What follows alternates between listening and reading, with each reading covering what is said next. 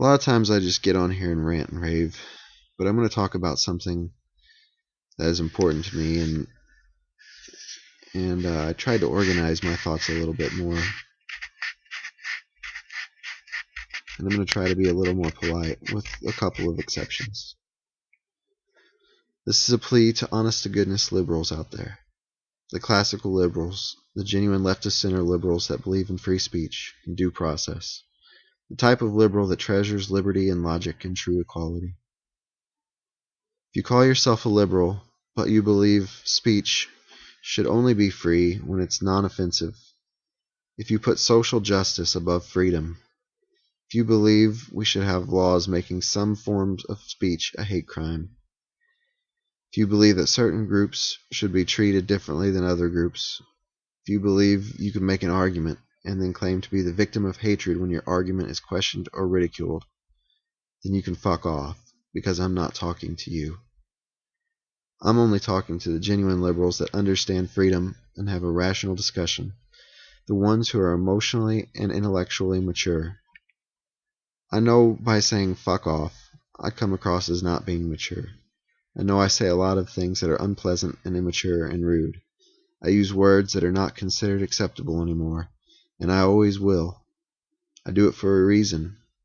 When I'm surrounded by people who insist on policing language, people who have such delicate sensibilities, I believe I have the obligation to be the person that disrupts the groupthink. If somebody demands that I don't say faggot or retard, I say, don't tell me what to do, you retarded faggot. It's kind of like on World War Z, when Brad Pitt gets to Israel and the old man is telling him that nobody wanted to call them zombies. The old man said, when 9 people go one way, the 10th should go the other way. Liberals, you were once considered the edgy rebels. Classical liberalism played a huge role in the American Revolution. It played huge roles in the Renaissance, in the freeing of the slaves, women getting the right to vote, and the civil rights movement. How has the left become some of the most puritanical people in recent history? How have you allowed the right to become the edgy rebels of today? A lot of left-leaning comedians won't even play at college campuses anymore because of the outrage that occurs when they tell a joke. Even our leftist president has said that the campus outrage needs to be kicked down a notch or two. If you look at the graphic on this video, you will see a one-dimensional x-axis. I admit that the points on this graph are arbitrary, but I'm only using it for illustration. I know that you think there are such vast differences between the standard left and the standard right, but there really aren't. When we talk and we disagree, it may feel that way. You may hear a conservative opinion and see it as being right-wing, or maybe even far-right. We can disagree on issues. We can disagree on a lot of issues. It's healthy for humans to disagree, but we should be able to talk. We have more in common than you might think. Contrary to the belief that gets passed around that people like me are far-right fascist extremists, we believe in free speech. We actually believe in true equal treatment. We don't believe in equal outcome, but equal treatment we do believe in. A lot of us are quite classically liberal in a lot of ways. Talk to me and see how well we can actually get along, and count the number of things we might actually agree on. Now talk to a college student who is much further left than you are, and find one thing you disagree about. You should not be surprised if you find yourself called some kind of right-wing hate-monger, a bigot, or ignorant. I'm not looking to convert you. I'm only asking you to stand with us, if even only temporarily. Stand with the right for free speech, even speech that is offensive. Stand with us until our youth no longer bully those who disagree while simultaneously claiming to be the victims. Stand with us until the threat of intellectual freedom is gone. Stand with us until people don't get sued for not baking certain cakes or go to jail for harassment over heated arguments on Twitter. If we don't rein in the incredibly unhealthy, emotion-driven, anti-intellectual atmosphere, that has been forming the last few years, you and I will both wake up one day in a real totalitarian society. I know that you have had to have heard about the recent events at Yale and the University of Missouri. I feel that, depending on your source of information on these matters, you may not have heard the whole story. But I don't want to debate media bias with you right now.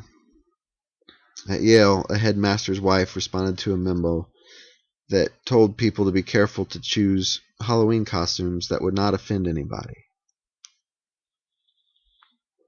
In her response, she suggested that people should be tolerant and not be so quick to offend at such a trivial thing. She said it politely, in the spirit of intellectual disagreement. The outcry from certain students at Yale was horrifying. They literally cried. Grown people crying over disagreement. Dozens of them cornered her husband, with one even cursing him out and claiming his job was to create a safe home rather than an intellectual space. While screaming for tolerance, they were totally intolerant. At Mizzou, there were allegedly a string of racist incidents. While I'm not sure, there's no proof of the shit swastika being found. If it actually did happen, there was no proof that it was some white supremacist that did it. In an age where everybody has a phone with a camera on it, how was this not documented? There was a guy that was supposedly called racial slurs by people in a pickup truck, but again, no proof could be found. I'm not saying that these things didn't happen, but I'm saying conclusions were certainly made prematurely. Around St. Louis the last few months, there was a string of church fires, mainly at black churches. There were a lot of people clamoring about one or more white supremacists setting these fires in racial hatred. As it turns out, it was a black man who started these fires. He was later arrested. The grad student at Mizzou that went on hunger strike was demanding the president of Mizzou admit his white privilege and then step down. What I'm not sure that you know is that this young man comes from a family with a net worth of $20 million.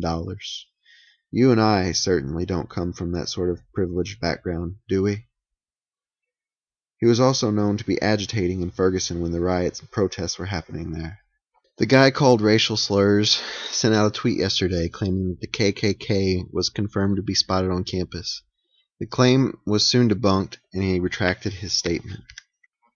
I don't know exactly what happened at Mizzou. I'm sure that only a handful of people really do. The people directly involved. I could absolutely be wrong, but it is just as likely that these incidents were made up. Why? Why would they? These college-age social justice progressives, the type of so-called liberal that I believe you not to be, they live for outrage and activism. They are known to look for trouble to get attention, and even money. For example, somebody called a bunch of restaurants asking if they would cater a gay wedding, then found one who said no. They then filed a lawsuit. It's called outrage shopping. The motive absolutely exists. This is why I mention not only freedom of speech, but due process. In a court of law in a free society, none of this would hold water. After the Mizzou football team joined with the hunger strike kid, the president and chancellor of Mizzou both resigned. There was a big celebratory protest, as if that makes any sense. It was held on public ground at the university. The kids put up signs saying, "No media safe space." The ground in question here is actually specifically referred to in Missouri state law as being public space that cannot even temporarily be co-opted as private ground. The crowd was caught on camera pushing a photographer and they were denying his freedom of press. A videographer was assaulted by an associate professor of mass media.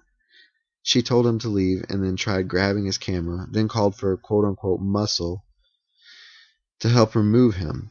Both of these members of the press were violated in a well-documented way. The associate professor had an honorary title stripped from her over a First Amendment violation. The president and chancellor lost their jobs completely when they did actually nothing at all. Houston recently voted down an ordinance to allow trannies to use the wrong bathrooms. The vote was by a large margin. The mayor was actually really hateful in arguing that it was her city that was hateful for voting it down. There have been many arguments made to make denying climate change an actual crime. Rather than trying to win the debate, the furthest parts of the left want to forcefully shut up the opposing view. To the older liberals out there, were you part of the free love days? If you're younger, ask an older liberal if they were a part of that. Now ask yourself, or one of them, what they think about the idea of young girls being forced to share bathrooms with hypersexual men that claim to be girls. I would imagine that you, or most of them, they don't like the idea. If you are on the left and favor moving leftward to a certain point and then stopping and maintaining that point, what would you be called at that point? You'd be called a conservative. The point I'm trying to make is this. If we haven't reached the point yet where you feel like we have gone too far into this progressive society, at what point will it be enough? At what point will it be too far? I guarantee you, even if you are to the farthest left you can be without being part of this insanity, I guarantee that if you live long enough, you will live to see a day that you can't believe what we have become. But then it will be too late. Will you have lost the freedom to speak against it? Moreover, will the language necessary to make an articulate argument even exist any longer? A lot of people say it's impossible for an individual to deny the right to free speech, or that by definition the government is the only one that can commit such a violation. But practically speaking, government does not have the resources to shut down all opposing views.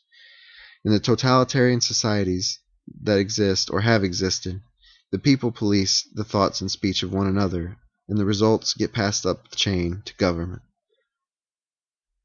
Where we are at right now has all the makings of a soon-to-be totalitarian society. If you think I'm being paranoid, carry on at your own peril. Carry on at your kids' peril.